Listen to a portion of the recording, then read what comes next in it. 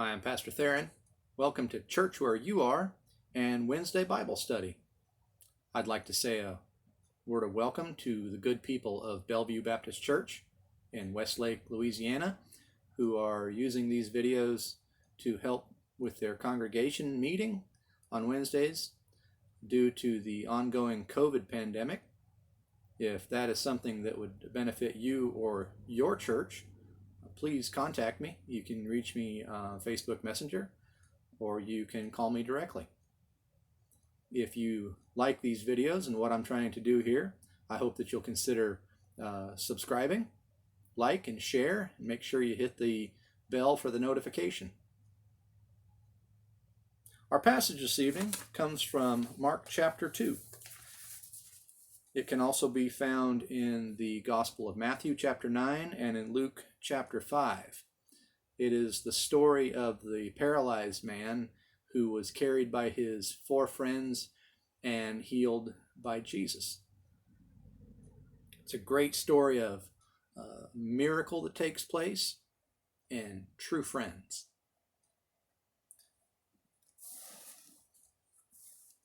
In Mark chapter 2, it says, "A few days later, when Jesus again entered Capernaum, the people heard that he had come home. So many gathered that there was no room left, not even outside the door. And he preached the word to them. Some men came, bringing to him a paralytic, carried by 4 of them.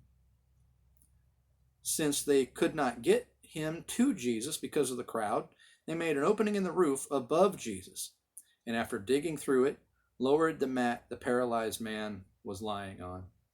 When Jesus saw their faith, he said to the paralytic, 'Son, your sins are forgiven.' Now some teachers of the law were sitting there, thinking to themselves, 'Why does this fellow talk like that? He's blaspheming. Who can forgive sins but God alone?' Immediately Jesus knew in his spirit that this was what they were thinking in their hearts, and he said to them, 'Why are you thinking these things? Which is easier to say, "Get up, take your mat, and walk"? But that you may know that the Son of Man has authority on earth to forgive sins,' he said to the paralytic, 'I tell you, get up, take your mat, and go home.' He got up, took his mat, and walked out in full view of them all. This amazed everyone, and they praised God, saying, 'We have never seen anything like this.'"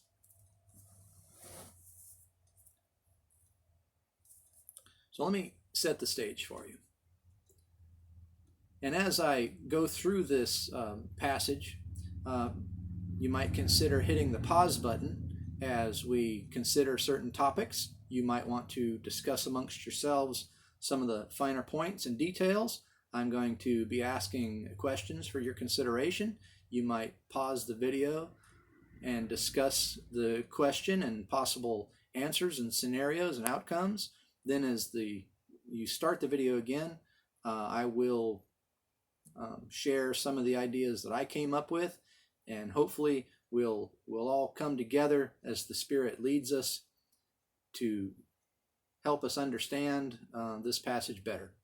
In fact, it might be a good idea to start with a word of prayer to ask the Spirit of the Lord to help us rightly discern this text and understand all that he wants us to know. So now would be a good time to pause the video, and then we'll start back up again.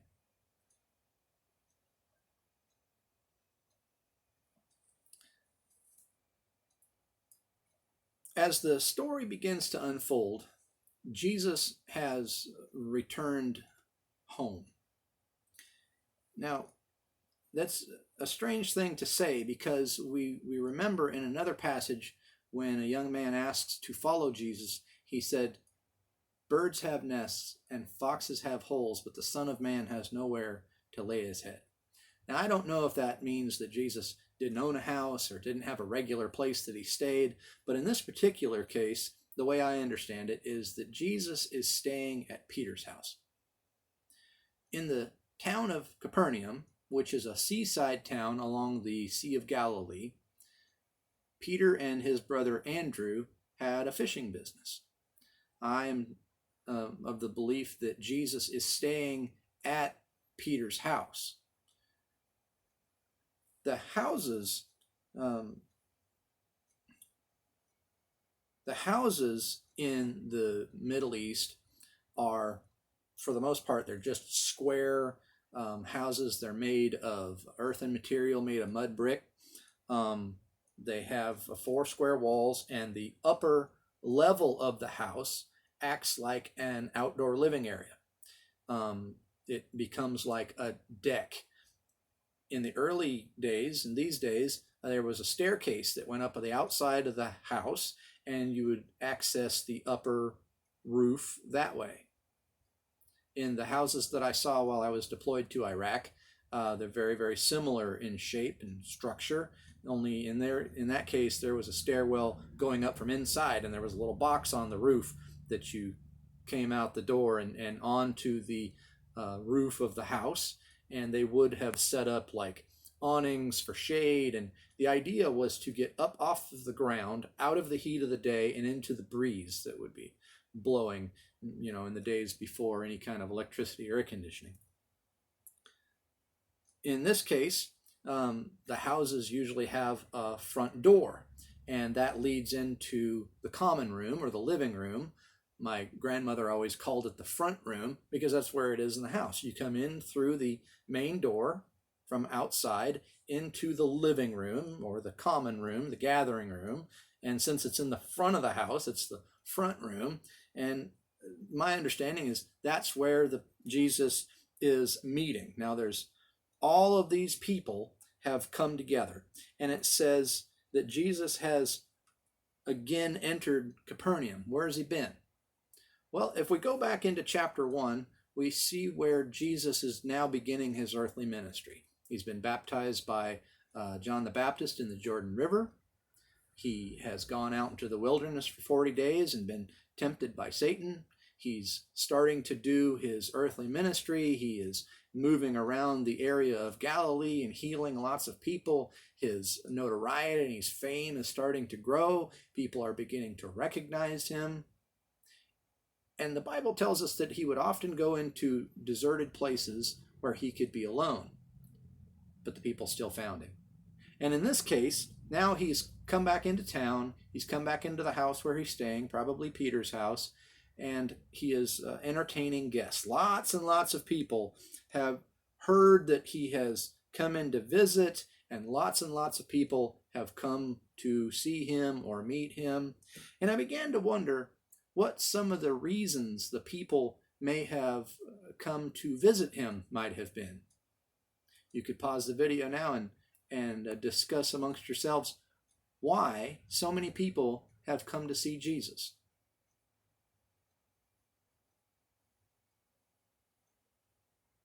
Well, what did you come up with? I came up with a couple ideas. I thought maybe they came just to get a look at him. They've heard of this man and they just wanted to lay eyes on him. They were curious about who he is and what he looks like and what he does. Maybe they came hoping to see some sort of a miracle performed, or maybe they wanted him to perform a miracle for them. Maybe it was just a sense of wonder. Maybe they were there trying to catch him in a lie or in a scam, because there are some common people there, just people of the town, but then there are also some very noteworthy people. And we see in verse 6, some teachers of the law were sitting there. So not only were there regular common folks, but there were some elite people. Now my version says teachers of the law. In different versions it says scribes or Pharisees. These are the people who make the laws and interpret the scripture and determine how people should live righteously and well based upon that. There's a wide variety of people. It's a very large group. The story goes on to tell us that the room is full. I can imagine that there are people in every corner of the room and spread out all over the floor. All the furniture, all the seating is taken. There are people all the way out the door and into the front yard. They're peering in through the door just to maybe get a glimpse of this guy. There's a sense of interest and curiosity. So many people are gathered, it says in verse 2, that there was no room left not even outside the door, and he preached the word to them. And in verse 3, the story begins to change.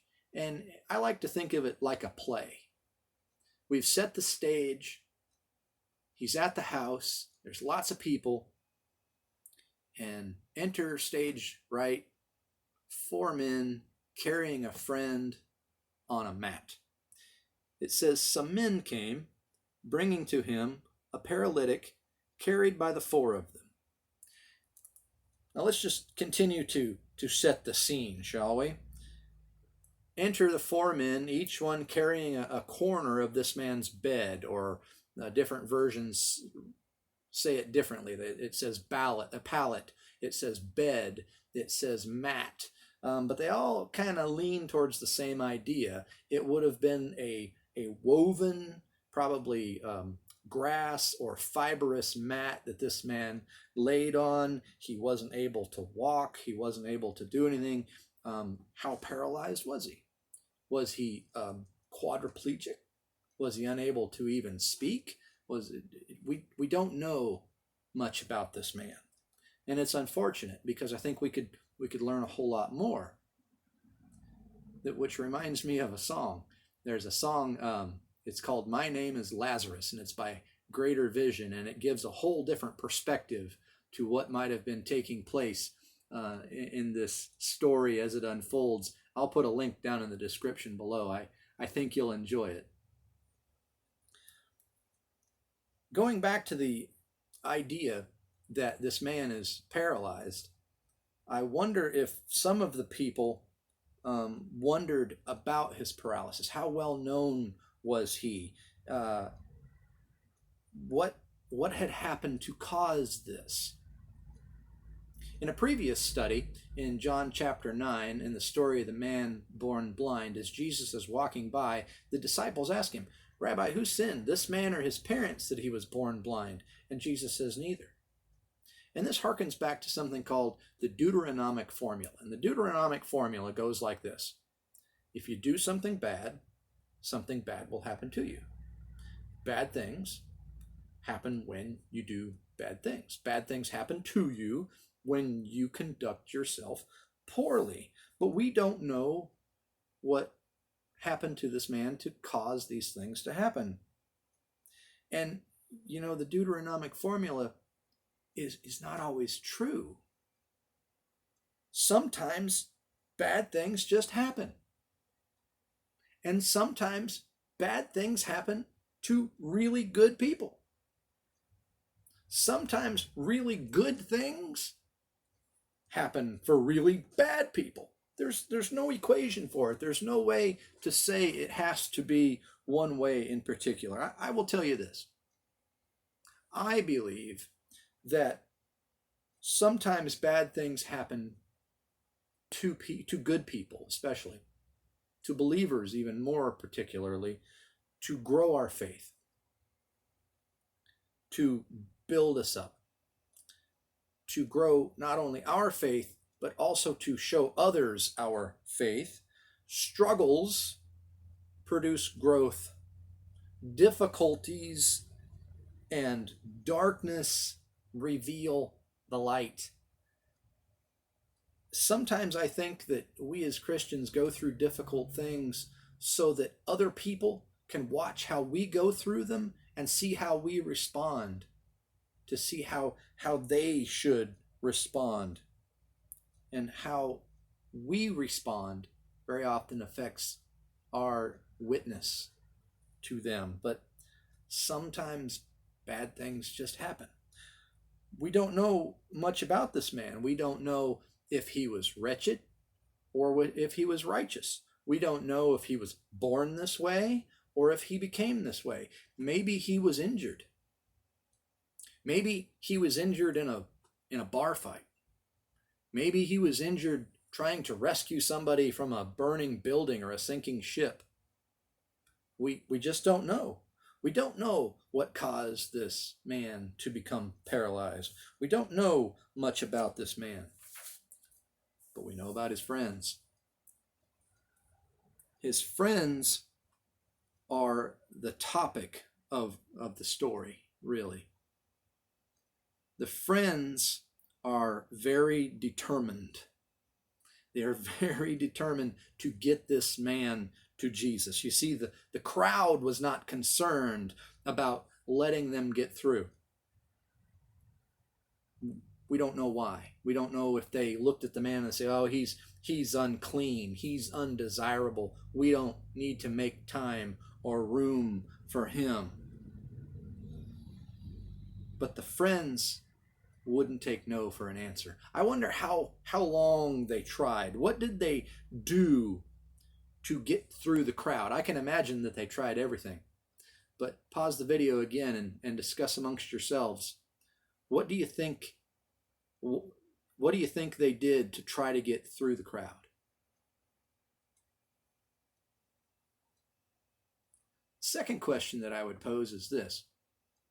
If Jesus knows what people are thinking, and it says so in verse 8, when after Jesus heals the man, the teachers of the law began to question it and say that Jesus was blaspheming. And in verse 8 it says, immediately Jesus knew in his spirit this was what they were thinking. Well, if Jesus knows what they're thinking, why didn't Jesus go out into the front yard to help the men bring their friend inside? Maybe you could discuss that for a moment.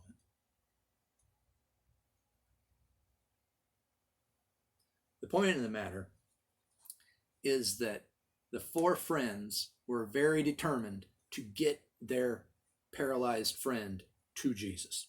I wonder what they did to try. Did they send somebody in and say, Jesus, this man needs you bad? Did they try to send a message through the crowd? Did they yell and wave? I'm trying to figure out why nobody in the crowd saw this paralyzed man and said, hey, Jesus, this man could use your help. There's no one calling out to make room for these guys to bring their friend inside. Everybody seems quite unconcerned. But what's taking place here is a preparation for a miracle.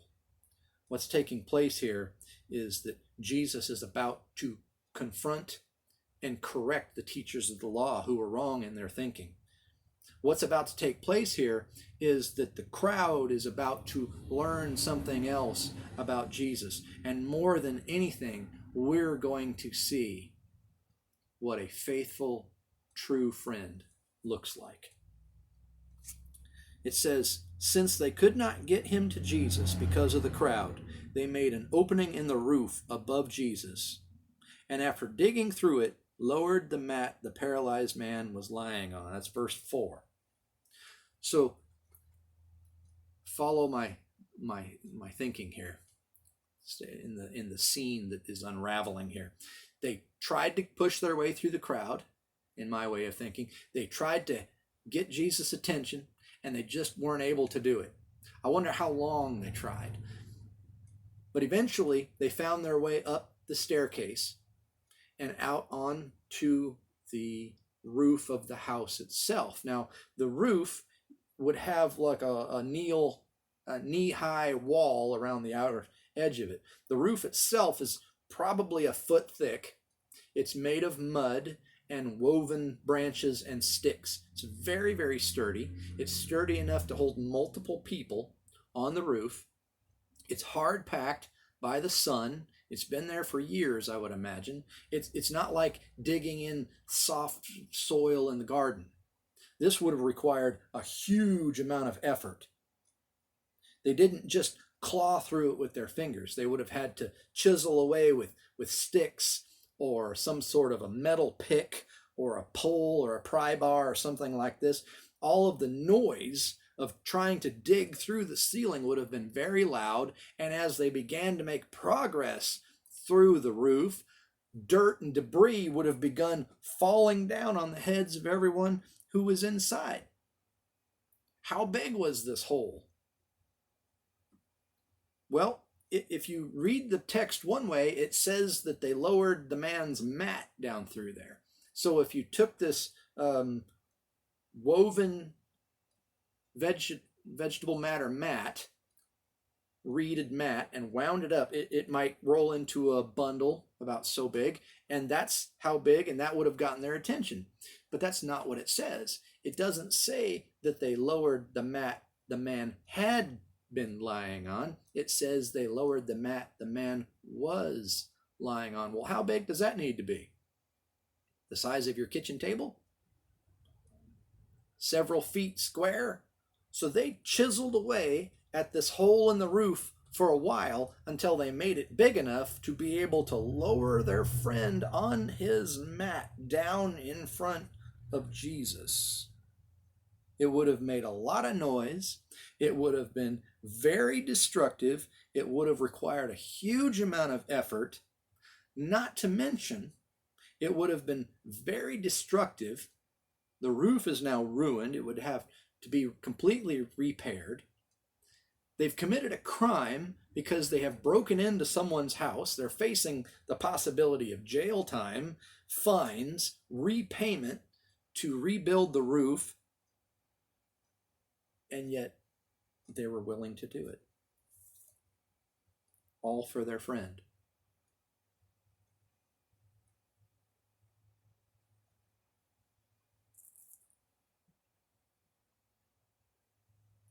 In verse 5 it says, when Jesus saw their faith, he said to the paralytic, son, your sins are forgiven. And I think that's the point of today's message.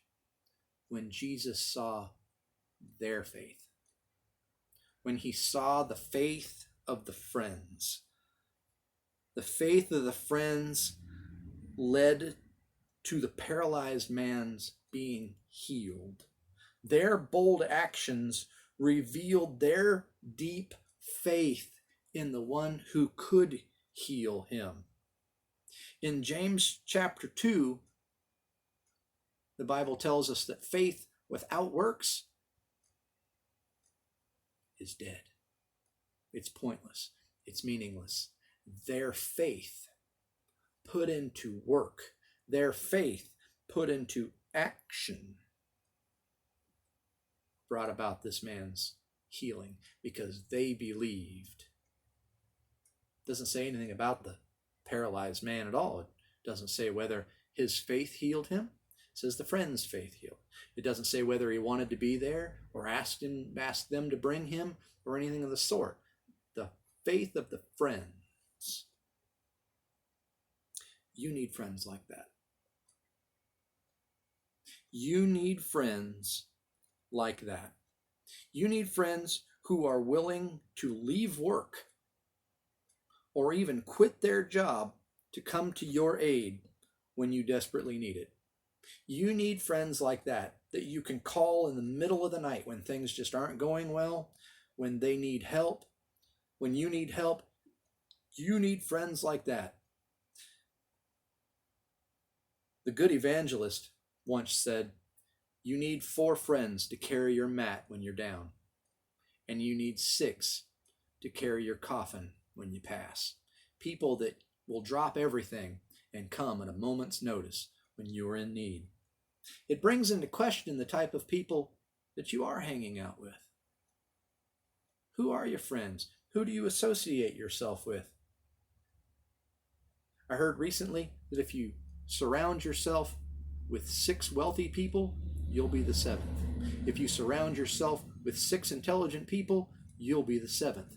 But if you surround yourself with 6 idle people, you'll be the 7th. It's all a matter of who you associate yourself with. You should have friends like that. But even more still, you should be a friend like that. The type of person that wins other people to the faith, the type of person that is dependable and trustworthy and faithful and full of faith, the type of person that others can depend on. Be true, be noble, be honorable. You should be the type of friend that you would want to have for a friend.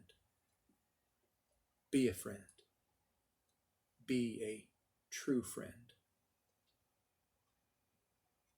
and introduce people to the friend that is closer than a brother.